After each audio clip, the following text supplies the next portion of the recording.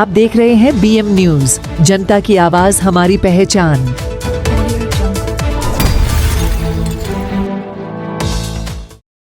थाने crime branch cyber sale ने SIM card providers को KIA गिरफ्तार।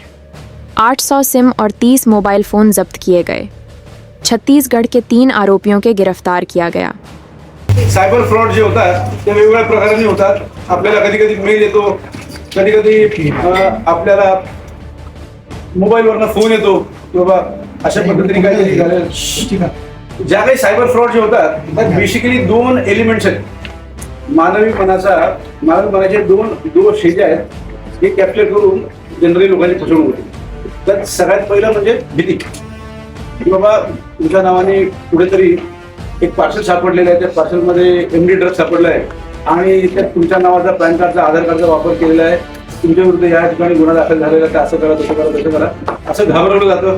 तुमच्या विरोधात कुठेतरी गुन्हा दाखल झालेला आहे तर तुम्ही वरिष्ठ अधिकाऱ्यांचं, पोलीस अधिकाऱ्यांचं, EDचं, CBIचं, CIDचं, क्राईम ब्रांचचं कोणाचं नाव घेतलं जातं, फसवलं जातं। त्याच पद्धतीने दुसरा जो आपला मानवी मनाचा अवगुण आहे, कुठेतरी आपला लोभ जो असतो, लालच जे असते, तर त्याला हे लोक बळी पडतात आपल्याला आणि आपल्याकडनं तुम्हाला कमी कालावधीत जास्त नफा मिळवून देतो, तुम्ही शेअर ट्रेडिंग करा त्यातनं तुम्हाला जास्त पैसे मिळवून देतो, अशा पद्धतीने आपल्याला त्यात बळी पाडून त्याकडनं संपूर्ण पैसे काढून घेतले जातात। आपल्याला आता ह्या इन्व्हेस्टिगेशन मध्ये आपल्याला असं जाणवतं की बाबा हे जे फोन येणारे गुन्हे आहेत हे कुठे काही एका व्यक्तीला फोन आला तर त्याची फक्त फसवणूक झालेली आहे, परंतु तो जे ते लोक करणारे जे आहेत ते एका व्यक्तीला फसवत असतात, खूप साऱ्या लोकांना फसवतात आणि ह्याच्या मागे जे आहे ह्याच्या मागे एक मोठी जी आहे एक इकोसिस्टम ही तयार झालेली आहे। आज ज्या फोन नंबर्सवरनं हे जे आज प्रेस कॉन्फरन्स विषय त्यासाठी आहे की आपल्याकडे सध्या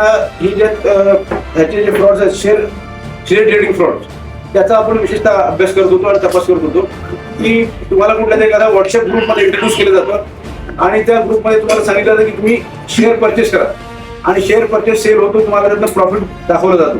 तुम्हाला आदल्या दिवशी टिप दिल्या जातात की या तुम्ही शेअरमध्ये गुंतवणूक करा, तुम्हाला प्रॉफिट होईल आणि त्यानंतर कधीतरी सांगत अजून पैसे लावा, मग त्यानंतर तुम्हाला अधिकचं प्रॉफिट होईल आणि मग ज्यावेळी तुम्ही पैसे विड्रॉ करायचा प्रयत्न करता त्यावेळी पैसे काही विड्रॉ होत नाहीत आणि तुमची फसवणूक झाल्याचं लक्षात येते।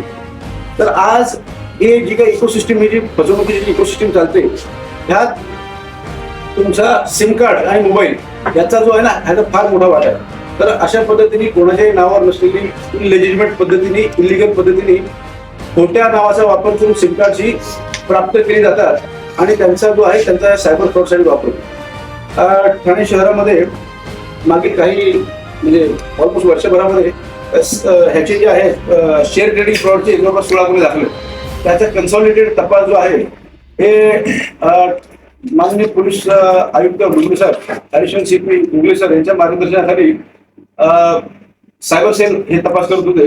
या तपासामध्ये आपण जे आहेत रायपूर मधलं, छत्तीसगड मधलं 2 आरोपी जे आहेत जगदलपूर मधनं आपण अटक केले आहेत, आफ्ताब हेबर आणि त्याच्यानंतर मनीष कुमार देशमुख, हे दोघं जे आहेत हे भिलाई छत्तीसगड अलीकडनं दुसऱ्या आरोपीला अटक केलेली आहे।